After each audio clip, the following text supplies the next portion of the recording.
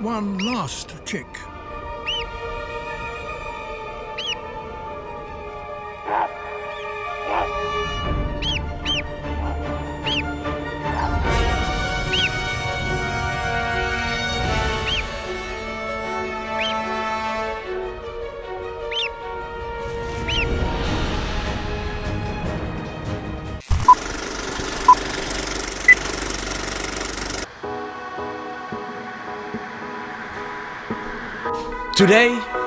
Today it's gonna be a good day. Today we are going to walk into the woods. Roland, hey, tell me, what exactly are we going to do? What are we gonna do today? Well, as you see, we gathered with the group here and we're gonna walk for like 18 kilometers. And then during the walk we're going to do some workshops, I think, collect some garbage, talk about Floris' book, get one with nature. I think we're gonna do some tree hugging, so I think it will be an interesting day. Oh, I'm sure it's gonna be an interesting day. The walk is organized among others by Floris van den Berg, who is a professor in ethics at Utrecht University. Floris, what is the goal of today? Well, that's a difficult question what the goal of today is. We are going to try to experience some different kind of education to go into the woods and see how much this can contribute to how we relate to nature. Thank you, Floris, but what is nature? I have to say that I feel that I am nature. Ah, that is nature. The wolves need bigger prey, and to catch that, they must hunt as a pack. Oh yes, let's hunt as a pack. Let's hunt on the prairies of the Netherlands. Let's leave Nijverdal and see what we can find.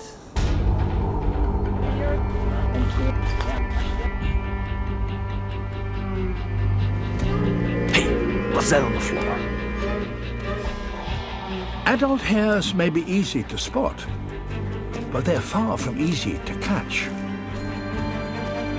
They run at 60 kilometers an hour.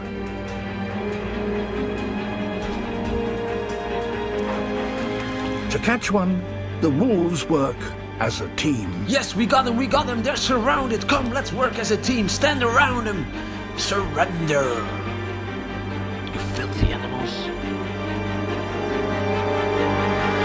Well, 20 minutes of silence.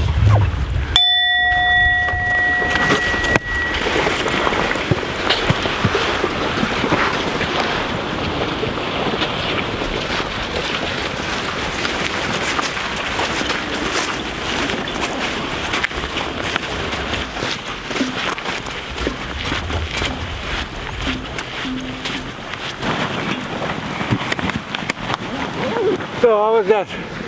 First minute silence in a group. If we are too much involved in city life or in societal life, we live other people's lives. We become alienated from ourselves, from who we could be, and alienated from nature. So Laura, tell me, do you have to be in nature to connect with nature? I think it does help me personally to get a feeling that I'm outside the routines, and like I think I would be at home watching movies or doing something because it's Sunday, just doing nothing. So it does make a change for me. It does make a difference. Like And how is this different than watching a movie about nature? the feeling, the air, the wind, the silence as well. We continued walking, and I decided to make a little rap about it. We went to the beach, no, to the forest and the sea, no, to the forest and the leaves. We went to the forest and the leaves, yes. So about 12,000 years ago in the Holocene, forests started to develop over here, and actually it was completely forested area. During the shift from hunter-gatherer towards agriculture, it started with small-scale deforestation over here. So one of the most important things for plants is being able to see. It might not see as us, shapes and forms, but it does see light and colors. Oh, I knew it. If the trees had eyes, they'd be glaring at us. On another note, Sebas, how are you finding walking in a big group? Yeah, it's interesting. It's not really easy to talk to everyone. It's just sometimes a little bit strange and awkward, but it's a good way to know your fellow students. The point I wanted to make is that we also alienate animals from nature. I mean, normally animals are adapted to their environment, to their surroundings, and now we take them away from their environment. I mean, we keep animals in factory farms, and they are not like the animals they used to be in nature anymore. And actually, my answer, I do not really reconnect with the animals by walking here. So here I don't feel outside society. Why? Because we see people with the bike, with the dogs, just hanging around. So, like, kids are walking the wood, and it's really nice. It's the first time I'm hiking in the Netherlands. But I had like previous experience, which was like more in contact with nature. We invite you here. This is grass from here, a few kilometers grass. You invited to just experience how it is to walk with bare feet. It's not too cold. It's cold and wet and a bit dirty, and it hurts. And now the positive things? The positive things. Well, you do feel like connected to nature, but I don't know. I would prefer doing this in summer. Then I would enjoy it more. Have you made a lot of money out of your music? Money. I mean, how much is a lot of money to you? Yeah, that's a good question. Have you made, say, millions of dollars? No. Are you a rich man? When you mean rich, what you mean? Do you have a lot of possessions? A lot of money in the bank? Find your own tree. Somewhere around, find your tree. I don't have that type of richness. My richness is life, forever.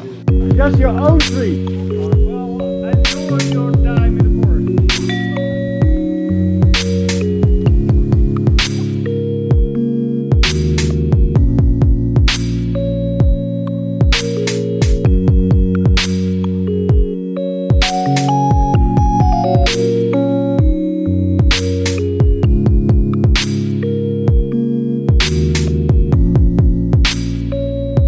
We hugged trees for more than 15 minutes. Afterwards, I was curious what people experienced. Did they experience the same as I did? I don't feel really connected, but I feel admiration for the tree. Yeah. It was nice and peaceful. It was a really nice way to shut down the mind and to just really feel the tree and the sensations. I don't feel anything, to be honest. It's just like hugging people or hugging, whatever. Who wants to say something? Yes.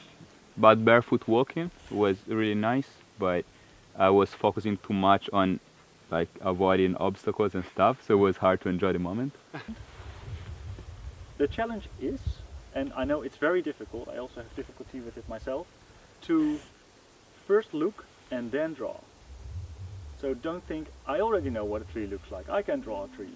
Everybody can draw a tree. But to really look, okay, how is the shape of the... So why, for example, there you have this tree that's bending a little bit. Why is it bending? How would you describe your connection to nature? Are you connected? I think I am connected, but I don't think walking in the woods makes me any more so. I think things like hugging trees, like to me they were already there, so hugging them doesn't make them any more real than they already were before. What would be a good way to get in connection with nature? I think something like this is still a good way to get connected with nature, but I think it depends on how much you already were. Like, if you don't do this kind of thing in your normal free time, then that would make a difference. We left the forest and finally, after 18 kilometers of walking, arrived at the camping. We were tired after walking and still we had to set up our tents. So Stein played a little song for us.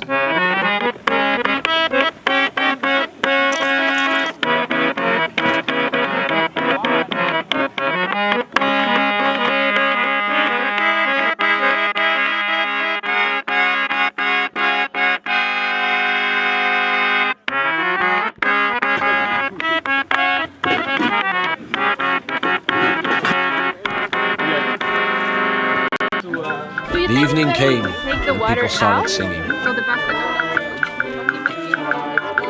Oh yes, not only the lion sleeps tonight, actually I am very sleepy as well. The bonfire kept us warm, and Stijn, he had prepared an evening program for us.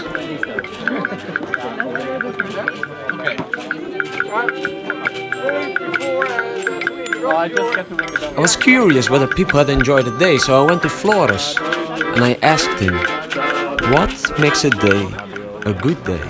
Well, having good food, having a lot of feeling tired at the end of the day, and being together with friends who are also like-minded. So this is pretty much it. Well, that's good to hear. Oh, and by the way, this is Sam, the master of the fire. Yeah, I am the master of the fire, the Jefe de Fuego. The what? Jefe de Fuego, the whoa. boss man, fire boss man. And what is this stick for? This is to poke the fire. Yeah? This is to make sure I don't burn my hands off. Could you show me how you do that, please? Just throw them all head in. So I do the whole most Bear Grylls thing. Sam in act here. My old survival school, Act 1. This girl is on fire.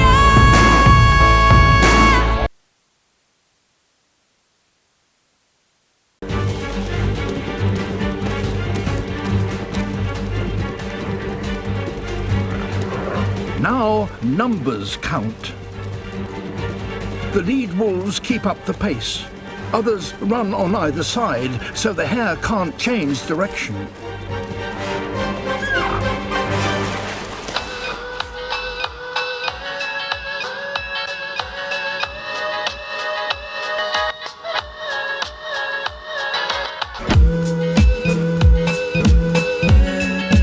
Oh, nothing beats the feeling of waking up and knowing you're still alive.